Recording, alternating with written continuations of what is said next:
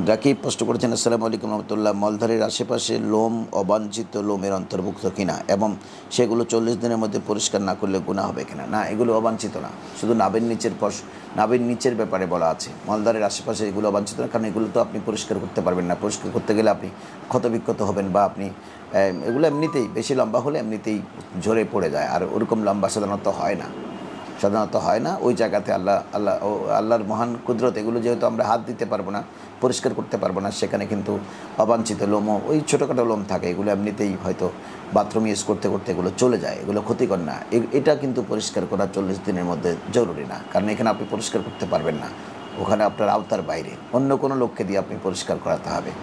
তবে হ্যাঁ, কারো যদি রোগ হয়, একটা ব্যতিক্রমে এক লোক দেখা গেল যে ওনার মলদ্বারের আশেপাশে বেশি পশম লম্বা, তাহলে তিনি ওনার স্ত্রীকে দিয়ে, পুরুষ হলে স্ত্রীকে দিয়ে পরিষ্কার করাতে পারবেন, এটা পরিষ্কার করতে পারবে। বেশি লম্বা হয়ে গেছে হয়তো দেখা গেল, অথবা কোনো স্ত্রীর এরকম লম্বা উনি স্বামীকে দিয়ে পারবেন। মাহরামতের মধ্যে স্বামী স্ত্রী ছাড়া এখানে আর বাকিরা কিন্তু হাত দিতে পারবে না, অথবা যতটুকু সম্ভব উনি কেঁচি দিয়ে ওটা পারবে। যদি অবাঞ্ছিত মানে বেশি অবাঞ্ছিত, অনেক হঠাৎ ব্যতিক্রম, সাধারণত মানুষের এভাবে হয় না, কিন্তু ব্যতিক্রম যদি কারো হয়, উনি চাইলে স্বেচ্ছায় সতর্কতার সাথে উনি পরিষ্কার করতে পারবে। তবে আমরা যারা স্বাভাবিক মানুষ, আমাদের জন্য সেটা পরিষ্কার করা জরুরি না।